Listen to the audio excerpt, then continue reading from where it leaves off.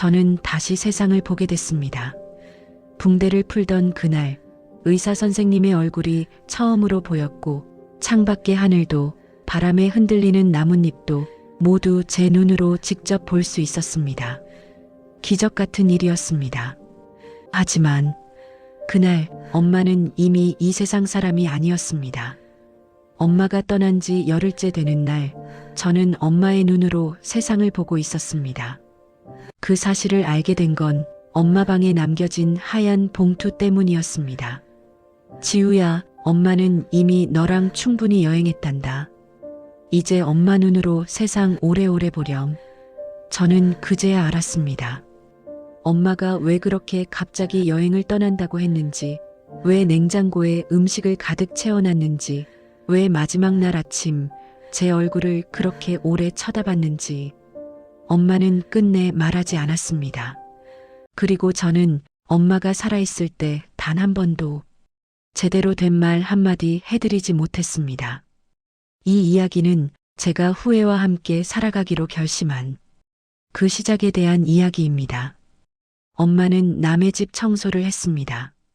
아침 일찍 나가서 저녁 늦게 돌아오는 일, 손은 항상 거칠었고 옷에선 세제 냄새가 났습니다. 제가 중학교 2학년 때 반 친구가 물었습니다.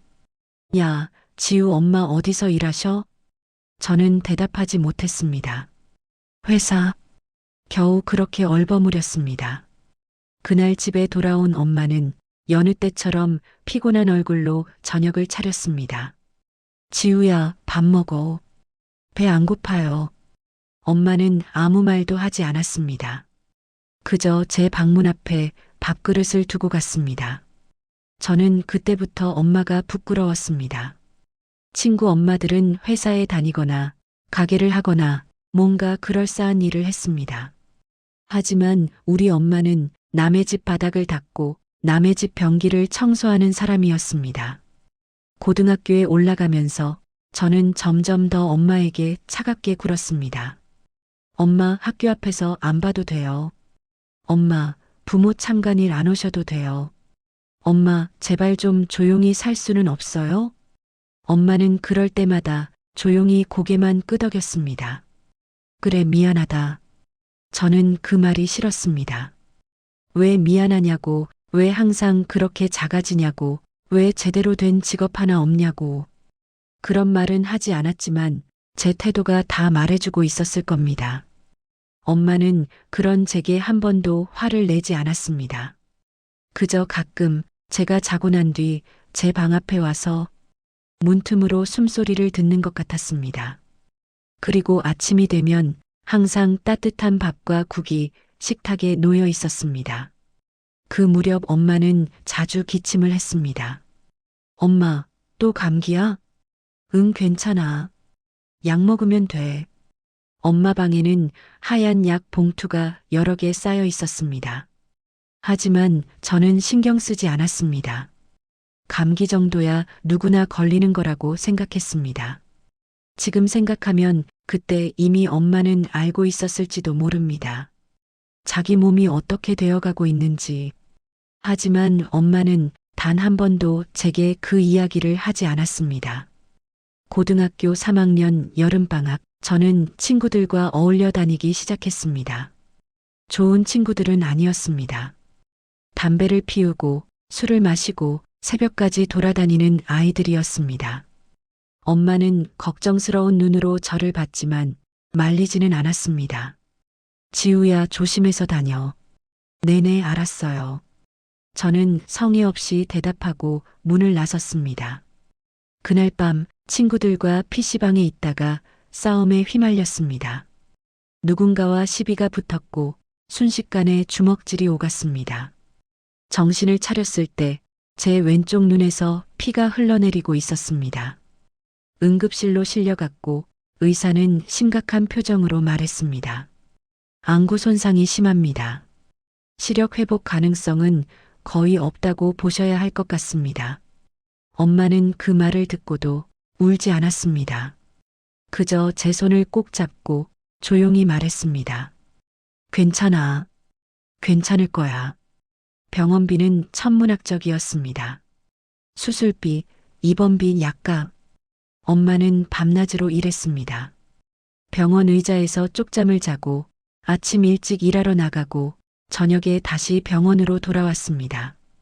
저는 그런 엄마가 더 싫었습니다.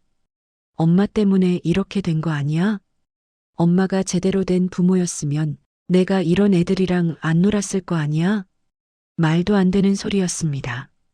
하지만 저는 화풀이가 필요했고 엄마는 제일 만만한 대상이었습니다.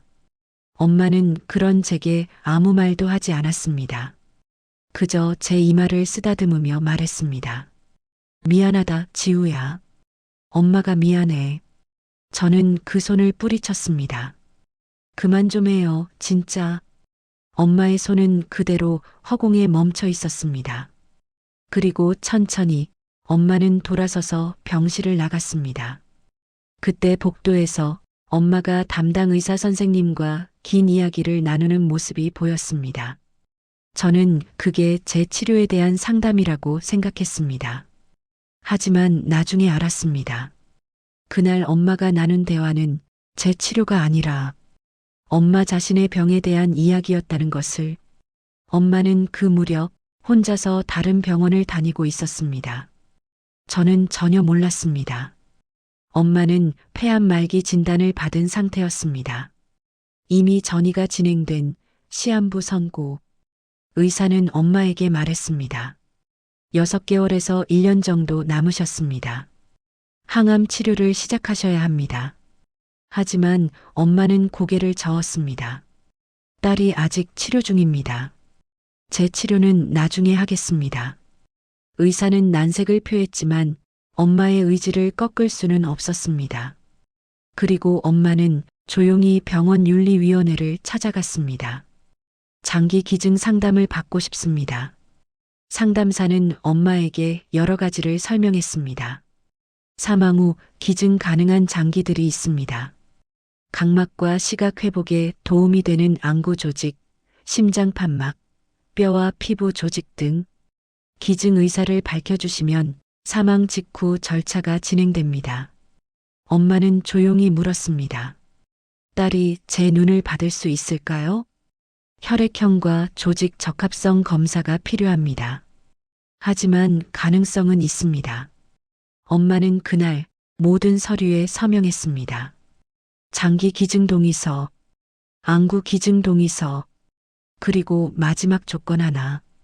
제 딸에게는 절대 알리지 말아주세요. 제가 죽은 후에도 딸이 원하지 않는다면 말하지 마세요. 상담사는 고개를 끄덕였습니다. 알겠습니다. 존중하겠습니다. 엄마는 그 서류를 가방 깊숙이 넣고 다시 제가 입원한 병원으로 돌아왔습니다. 그리고 제 앞에서는 여전히 아무 일도 없는 것처럼 웃었습니다. 지우야, 배고프지? 엄마가 죽 사올게. 저는 짜증스럽게 대답했습니다. 그랬어요. 그냥 누워 있을래요. 엄마는 아무 말 없이 제 이불을 다시 한번 덮어주고 나갔습니다. 그때 엄마의 손이 얼마나 떨리고 있었는지 저는 전혀 몰랐습니다. 퇴원 후 몇 달이 지났습니다. 제 왼쪽 눈은 여전히 보이지 않았고 의사는 기증자가 나타나지 않는 한 어렵다고 했습니다. 저는 체념한 채 살아가고 있었습니다. 그런데 그 무렵 엄마가 조금 이상해졌습니다. 갑자기 말이 많아졌습니다. 지우야, 엄마가 돈 좀 벌었어. 네. 그래서 여행 좀 다녀와도 될까? 저는 어이없었습니다. 무슨 여행을 갑자기요? 그냥 엄마도 한 번쯤은 쉬고 싶어서. 괜찮지? 네, 알아서 하세요. 저는 무심하게 대답했습니다. 그날 저녁 엄마는 냉장고에 음식을 가득 채워 넣었습니다. 반찬통이 가득, 국이 담긴 통도 여러 개, 과일도, 음료수도 모든 것이 넘쳐났습니다. 엄마, 이게 다 뭐예요? 여행 가는 동안 내가 먹어야 하잖아. 며칠이나 가시게요? 조금 길 수도 있어. 엄마는 웃고 있었지만 눈빛은 슬퍼 보였습니다. 하지만 저는 그냥 고개를 끄덕였습니다. 네, 잘 다녀오세요. 그날 밤 엄마는 제 방문 앞에서 한참을 서 있었습니다. 문을 열까 말까 망설이는 것 같았습니다. 저는 자는 척 누워 있었습니다. 결국 엄마는 문을 열지 않았습니다. 그리고 다음 날 아침 엄마는 평소보다 일찍 집을 나섰습니다. 지우야, 엄마 다녀올게. 네. 현관문이 닫히는 소리. 그게 엄마 목소리를 들은 마지막이었습니다. 엄마는 여행을 떠났다고 했습니다. 하지만 실제로는 호스피스 병동에 입원한 것이었습니다. 엄마는 혼자였습니다. 병실에는 저를 위해 준비해둔 편지 봉투와 낡은 지갑 하나뿐이었습니다. 간호사가 나중에 말해줬습니다. 어머님은 정말 조용한 분이셨어요. 한 번도 힘들다는 말씀 안 하시고 그저 창밖만 보고 계셨어요. 엄마는 열흘 만에 세상을 떠났습니다. 조용히 아무에게도 알리지 않은 채 사망 직후 병원의 장기 기증 코디네이터가 움직였습니다. 엄마가 남긴 서류에 따라 각막과 시각 회복에 필요한 조직 기증이 조용히 진행됐습니다. 그리고 검사 결과 엄마의 안구는 제게 이식 가능한 것으로 확인됐습니다. 저는 그 어떤 사실도 몰랐습니다. 그저 집에서 엄마가 돌아오기를 기다리고 있었습니다. 냉장고 음식은 하나씩 줄어들었고 저는 혼자 밥을 먹으며 엄마가 언제 오려나 정도만 생각했습니다. 그리고 2주가 지난 어느 날 병원에서 전화가 왔습니다. 환자분, 기증자가 나타났습니다. 수술 일정을 잡겠습니다. 저는 깜짝 놀랐습니다. 정말요? 누구세요? 익명 기증입니다. 자세한 사항은 말씀드릴 수 없습니다.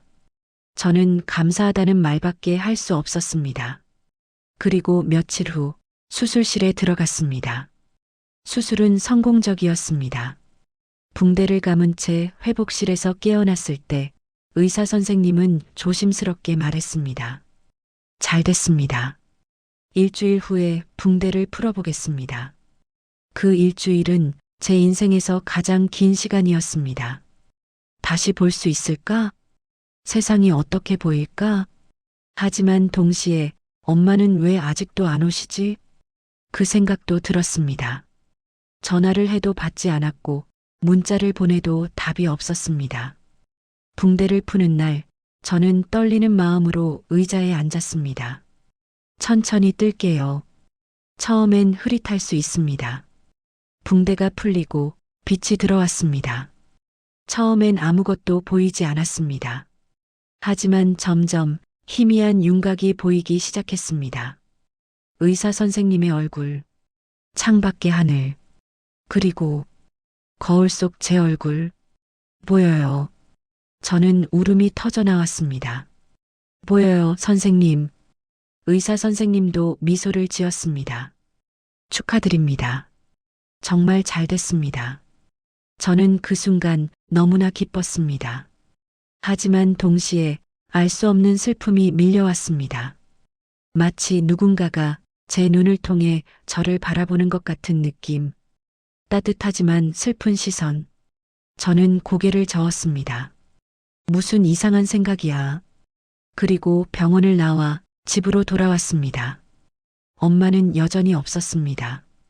집에 돌아온 지 사흘째 저는 엄마 방 문을 열었습니다. 방은 깨끗하게 정리돼 있었습니다. 침대 위에 하얀 봉투 하나가 놓여 있었습니다. 지우에게 제 이름이 적혀 있었습니다. 저는 떨리는 손으로 봉투를 열었습니다. 편지였습니다. 지우야, 이 편지를 읽고 있다면 엄마는 이미 너와 함께 있지 않을 거야. 미안하다. 엄마가 겁쟁이라서 끝까지 말하지 못했구나. 엄마는 아팠단다.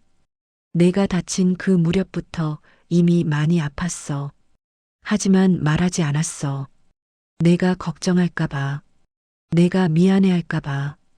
엄마는 내가 미안해하는 게 제일 싫었거든. 넌 아무 잘못도 없는데 말이야. 지우야, 내가 엄마 일을 부끄러워했던 거 알아. 친구들 앞에서 엄마 이야기 안 하던 것도 알아.